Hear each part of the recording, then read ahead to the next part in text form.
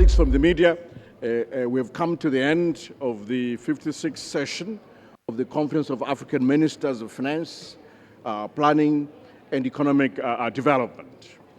The theme for the conference was on financing the transition to inclusive green economies in Africa, where we looked at the imperatives, the opportunities, and some of the policy options. The first thing that we recognize is that Africa is at a very critical moment in the sense that we've seen rising debt levels, we've seen shrinking fiscal space, we've seen currency volatility in some of the countries, and we've even seen rising inflation. Globally and also locally, we've seen an increase in the cost of capital and the tightening of global capital markets. So this is our reality, and yet the vagaries of climate change, climate shocks are real.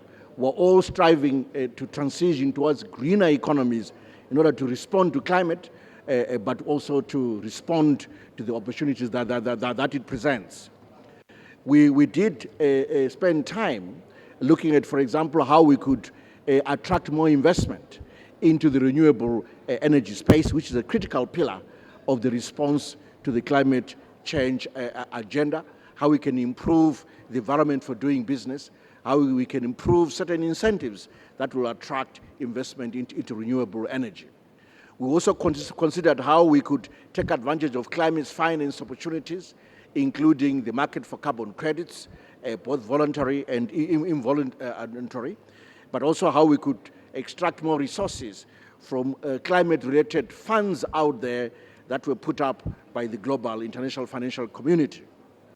We also looked at and examined the design of some of the instruments, such as, for instance, the Resilience and Sustainability Trust Fund, which the IMF administers, which is a long-term fund which countries can access in order to respond to climate imperatives. And we examined how perhaps this fund could improve access to countries that have got different circumstances, how certain conditions could be loosened. We also considered issues such as domestic resource mobilization to increase revenue raising within our own countries, various ways to get more tax revenue, for example, and then harmonizing tax rules across our countries, learning from each other, and collaborating with UN agencies for us to be all aligned globally in terms of international cooperation around the taxation agenda. We also considered the role of artificial intelligence as a development enhancer.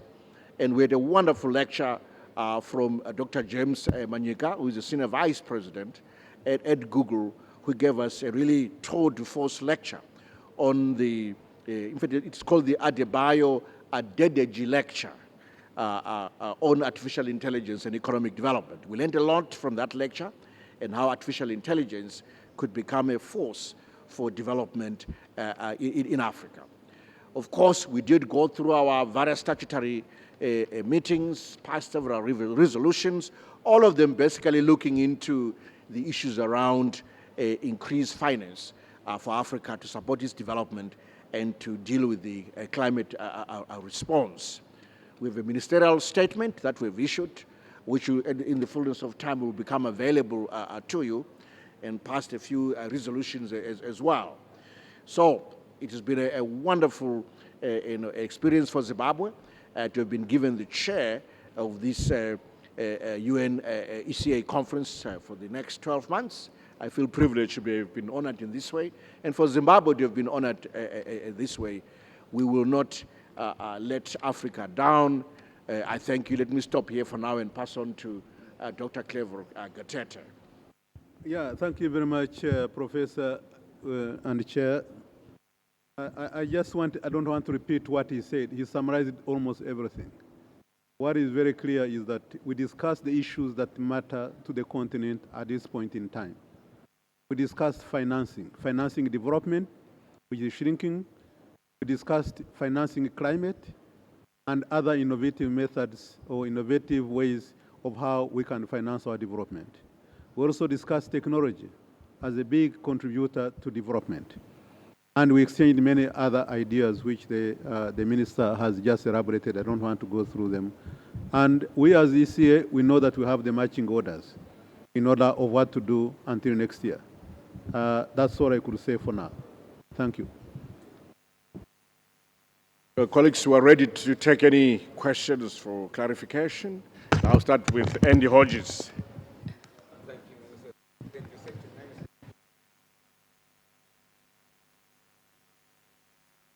We will ask journalists, please, to speak in the mic.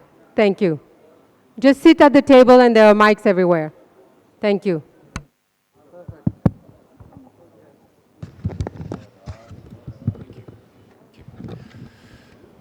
Minister, thank you. My name is Andy Hodges, ZTN Prime here in Zimbabwe. Minister, this does talk to some of the issues of the conference, but also I think it's very topical. Oh. Thank you. Sorry, I'll start again. My apologies. I'm Andy Hodges from ZTN Prime here in Zimbabwe. So it's also, this question is very topical, but it also speaks to some of the issues of the Conference of Ministers talking here about trade and so forth. And of course, we have to ask you as Zimbabweans, the issue, of course, about what happened yesterday in terms of Zimbabweans' relationship, in terms of the issue that was done by President, executive order signed by the President of America, Joe Biden, talking about the sanctions issue here in Zimbabwe. I ask it not just from a Zimbabwean perspective, but also, of course, how it may improve the financial situation in Zimbabwe in terms of lines of credit, access to capital, getting us back into, if I can say, the global markets. Of course, there are other sanctions still in place, but it could be a first step. Anyway, your reaction to what happened yesterday from America, sir? Thank you very much, Andy. Yes, the lifting of the order, executive order by the White House, President Biden, in terms of the unilateral sanctions on Zimbabwe, that was really positive and is welcome. It opens a window for Zimbabwe to engage further with the international community in a way that Zimbabwe can be able to access more resources for its economic development agenda. So indeed, it's a positive move, it's a step in the right direction.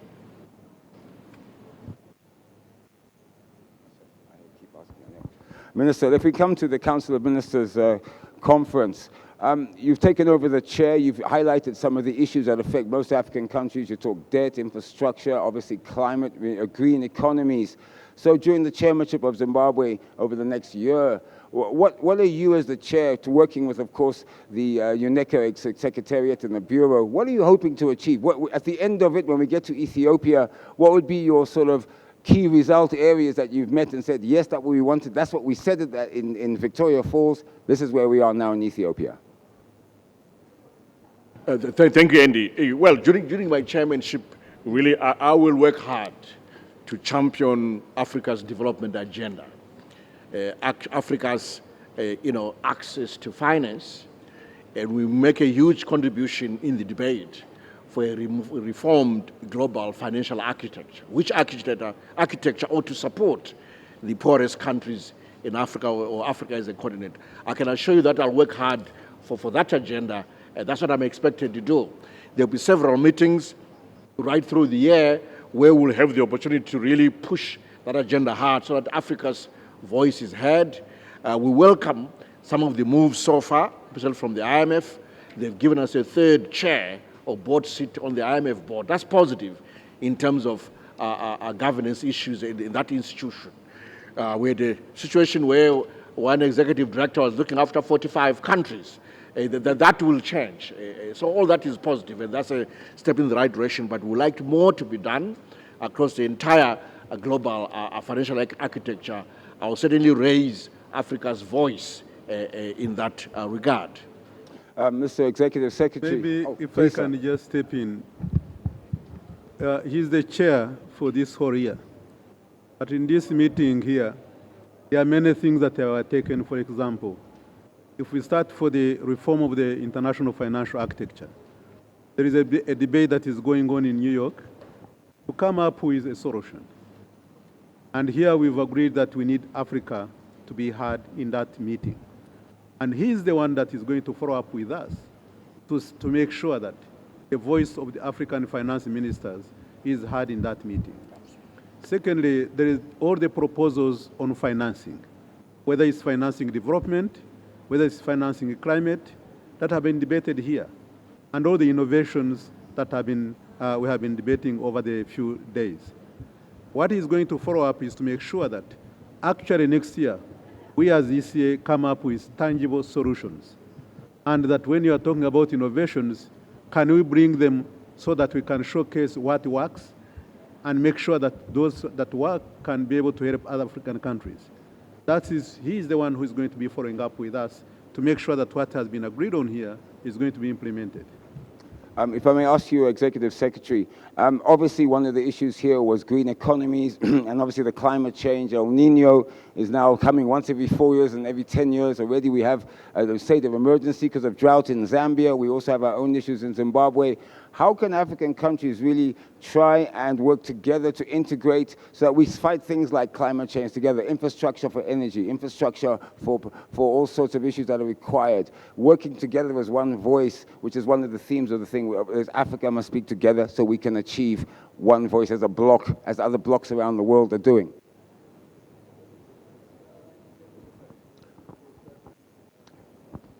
Sorry, I can repeat, sir. You were talking that one of the things of the conference is about African integration, African nations working together, and also talking with one voice.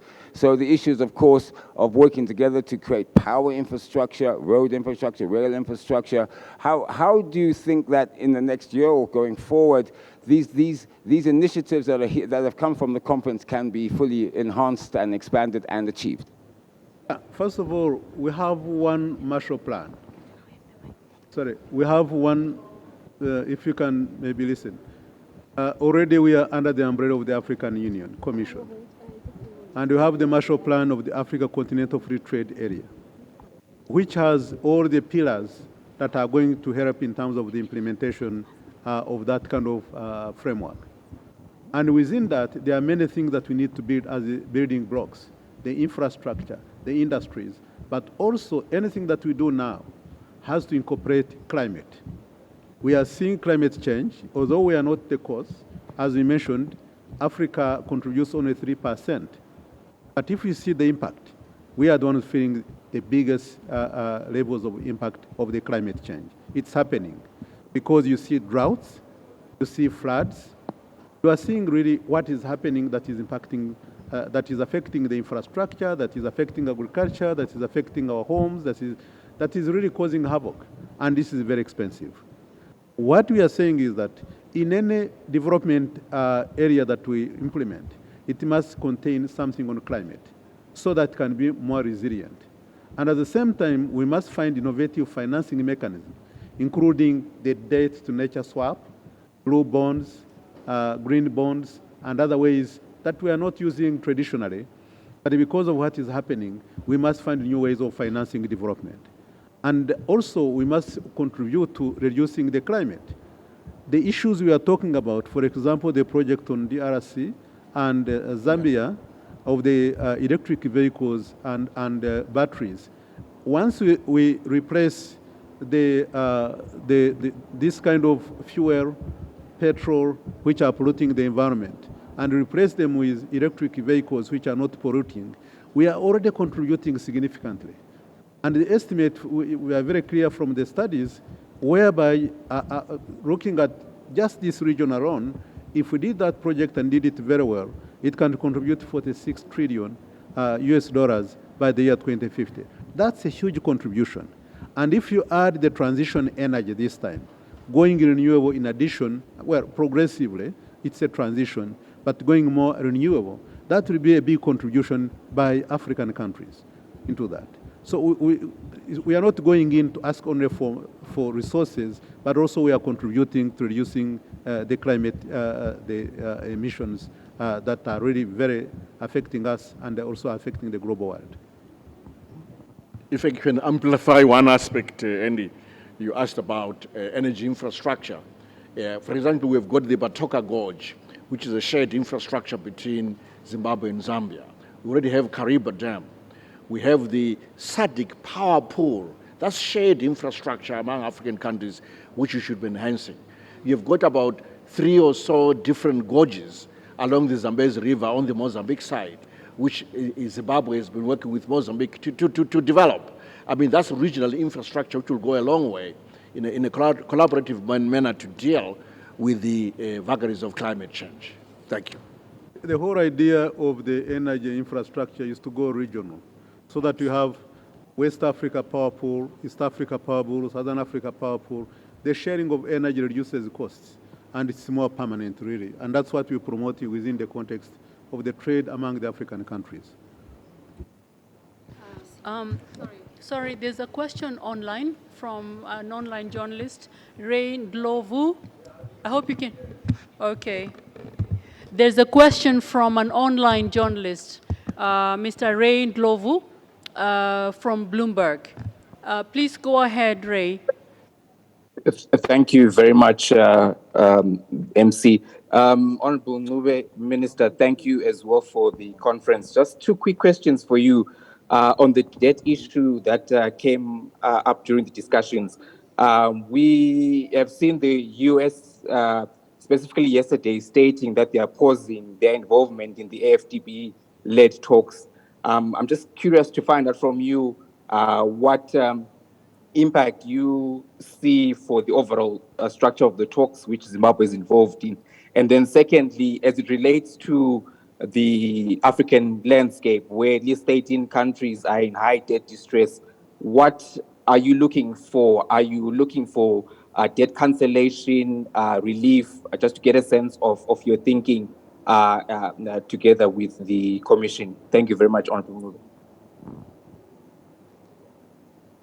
Thank you very much, Rainlove. I think the first question is really for me. Well, of course, we really welcome the positive statement from the U.S. President yesterday, which lifted or cancelled the executive order governing sanctions on Zimbabwe. It was a step in the right direction. We're very pleased with that positive step. You mentioned about the debt dialogue platform. The debt dialogue platform is continuing. We are sure that in the fullness of time, the U.S. will be fully engaged. We will keep them informed using whatever channels we have in terms of progress on that discussion. You know, the U.S. has been giving considerable resources to Zimbabwe. For the HIV/AIDS program, as you know, PEPFAR. In fact, it is the largest funder of the HIV response in Zimbabwe through PEPFAR. And then, but also it's a contributor to the Global Fund. So clearly, we are engaged in terms of financial resources that we receive from the U.S. and will continue to be engaged and keep them informed on the dialogue progress. But that process is continuing. In fact, our hope is that we will be able to conclude soon on the content of the targets for our staff monitored program with the IMF. They will be coming through in a few weeks, and then we proceed with that staff monitored program, which is part of the debt dialogue roadmap that we've put in place. After 12 months and through several reviews, we ought to be able to complete the S&P successfully and then move on to seek credible partners who can assist us to clear the arrears at least to the preferred creditors, the IFIs, World Bank and the African Development Bank. So we're still on course on that. Thank you very much for that question. On the other question, let me leave it to my colleague, Dr. Gatete. So the other question was on debt cancellation, I believe. Yes, the other question was on debt cancellation. Yeah. And what ECA and Sure. the conference, and I guess what the decision is or what the action would be. Sure. I think debt is one of the most important issues that countries are facing today, especially the ministers of finance. The debt has gone up, not because of the carelessness of some countries, but because there were triple shocks that all happened at the same time. We had COVID-19, where countries had to borrow to save lives. We had climate coming in a big way. We had different conflict areas that had an impact on energy, on food prices, on inflation, on everything. And these were just compounding what was already there previously. And because of that, the debts have gone up. But there is no solution at the moment because the EU common framework is no longer functioning well. No country has succeeded. And the discussion now on the table is to find an alternative to the common framework. Traditionally, we have had the Paris Club members getting together to address the issues of the high indebtedness, together with IMF and the World Bank. But currently, there are many stakeholders in that process. This time we have non-traditional countries that are also that have provided debt, including all the Arab funds, China, India, Turkey, and so many others. But those are also in addition to the private lenders, because some of the countries have issued some of the Eurobonds, meaning coordinating the entire system is becoming more complicated. And that's why so far there has not been a solution. But we are working together with other partners, including the G20, the IMF, the World Bank, and as Africa Group, we are also providing inputs. So within this period of time, together with the chairperson and ourselves, we'll be working to make sure that also we make a contribution to any proposal that's going to help in terms of resolving that situation. Yeah, thank you. My name is Africa Moyo from the Herald in Zimbabwe. I wanted to find out, there were concerns on carbon trading, the prices. Africa getting $10 per ton and Europe getting about $100 per ton. I wanted to check from the new team here, at what point, when can we expect you to start engaging these colleagues in Europe to make sure that there is fair pricing of carbon credits? Thank you. Let me take on that one. It's not just a matter of approaching those people in Europe and say, we want this price. Number one, we have to do the whole entire documentation first. We have to train our people. We have to create a market. And that way, that market is going to determine the price. So it's not just asking them, but we are saying that it is the same carbon. And if it can be above $100 per ton, and for the same carbon on the African continent is less than $10 per ton, it means there is something that we need to do.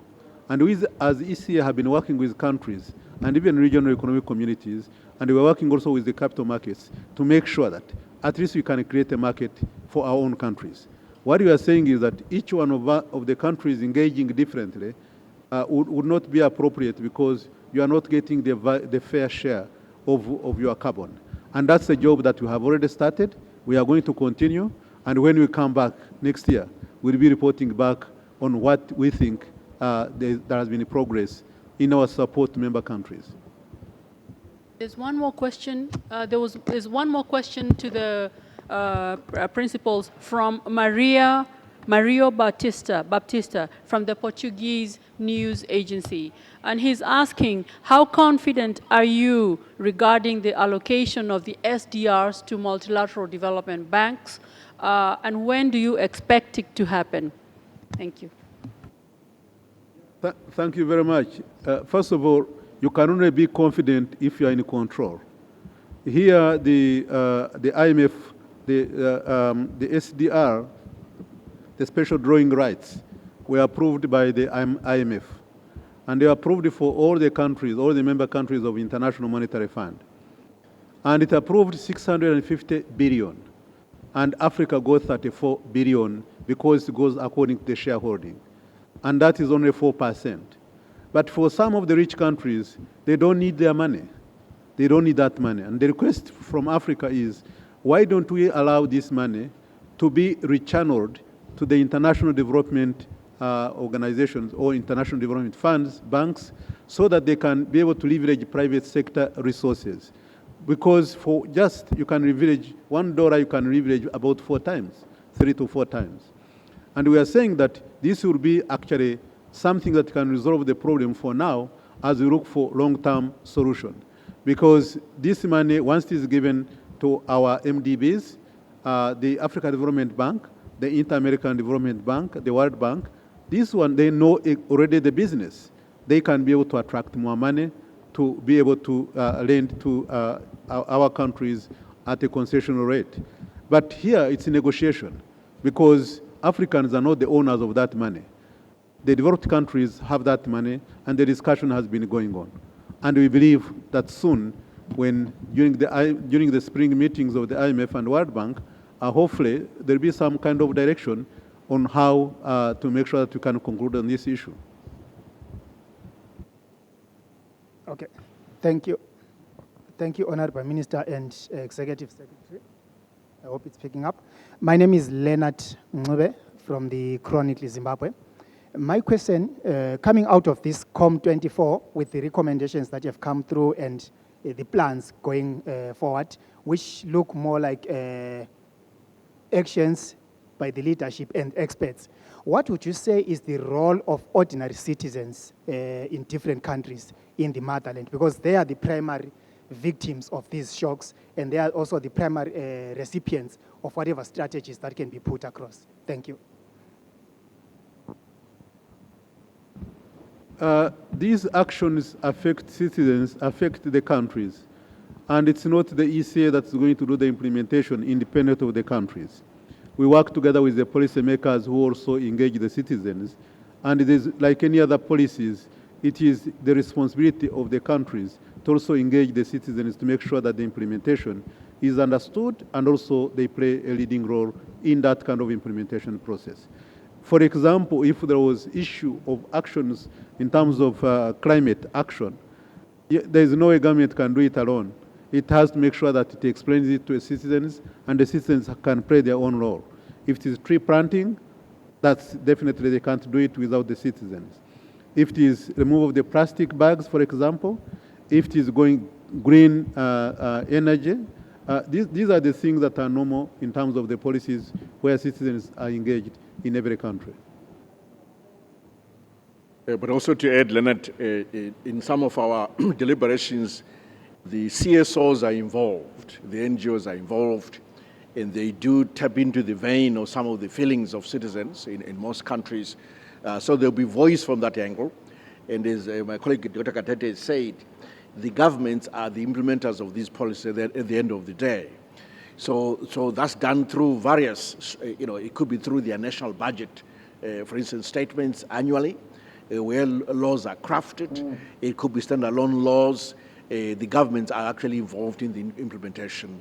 They are the implementers. Why? Because they are the ones who are represented here through the ministers of finance and other ministers of planning and other ministers. But also for the global issues like the Global Digital Compact, of which I was co-facilitator when I was in New York. Civil society were together. I think we've consulted over 10,000 because we are consulting them in thousands virtually to make sure that we get their own inputs. And I could tell you the youth were participating very, very actively. Thank you. Thank you, Executive Secretary. Thank you, Honorable Minister. My name is Tatira Junoira. I'm a local reporter from a newspaper called Newsday. One of the issues which emerged from the conference was currency volatility as one of the issues affecting a lot of countries, ours included. Honorable Minister, you have the chance to interact with many of your colleagues from the continent. Are there any policies you have found other countries implementing in the way they have dealt with their currency volatility, which you think might work in Zimbabwe? And could you please just give us a highlight of where you see the currency policy going in the country, as it's very volatile, as you know, at the moment? Thank you very much, Tatsiro. Yes, this issue was discussed. It was raised, and we've had interactions both in the plenary sessions as well as in private tete-a-tetes with our colleagues here. Clearly, we have to look at the root cause of these currency volatilities. You find that the real root cause has been the rising debt levels. There is one of the biggest drivers of currency volatility, which has meant that then the foreign reserves of the various countries have been put under pressure. And in terms of determining the equilibrium, standing or value of a currency, foreign reserves matter in terms of what's there, what can support and defend currency. You also have seen issues such from rising, cost of debt, rising global interest rates. That's also an issue. And also, you've seen rising inflation to the extent that, the exchange rate also, if you look at just a simple argument about an equilibrium level for an exchange rate, which is the inflation differential between the inflation of a specific country A vis-a-vis trading partner, country B, the exchange rate between the two countries will be influenced by the inflation differential. So once you've got rising inflation caused by the pandemic, caused by rising oil or high oil prices in terms of imported inflation and other issues, that again will affect the exchange rate. So I think we're quite clear as to the causes of these, and the medicine also lies in dealing with those issues, dealing with inflation, dealing with rising debt levels, which was a big topic here, and also looking at how we can mitigate against rising cost of debt. So this was discussed. I think over time, Africa will get to grips with this issue, but we need the world to support us as we go about dealing with this issue of currency volatility. Thank you very Maybe much, Honorable. I can just add further 2 points which actually the minister has just elaborated. The high inflation is basically exogenous because of the COVID itself, the climate, the wars that are taking place globally, that have caused really the inflation to remain high, because if you cannot get enough fuel, the cost goes up across, and if you are not producing it. Number two, if you are paying your own loan repayment, you pay it in foreign currency. And by doing that, as the minister mentioned, you're actually drawing down on your reserves. And yet the IMF requires countries, for them to be safe, to keep 4 months of imports of the reserves. You have to look at that number. And by looking at that number, it means that for people in your own country that are importing goods and services, who need dollars, who need euros, they only rely on the commercial banks with no support from the central bank. And by doing that, there is a foreign exchange problem. And that one affects the currency. It also exacerbates the inflation. And that's what is causing that. So it's a cycle. So what the minister mentioned, which is very important, is actually addressing the root causes rather than just dealing with the situation which is not sustainable. But once you deal with the issues of debt, once you deal with the issues that are causing the inflation, then definitely you have a high chance of making sure that your currency is stable. In macroeconomics, you look at 4 areas usually which are very important. You look at the fiscal side, revenues, of course, which you are getting domestically, and the expenditure. You are looking at the real sector, or productive sector. Where do you invest so that you can have the growth that you are looking for? And there is also the other issue which is very important, the balance of payments, but also the monetary side. And once you see the balance on your macro, on that one, that's when you know exactly how your currency is being affected.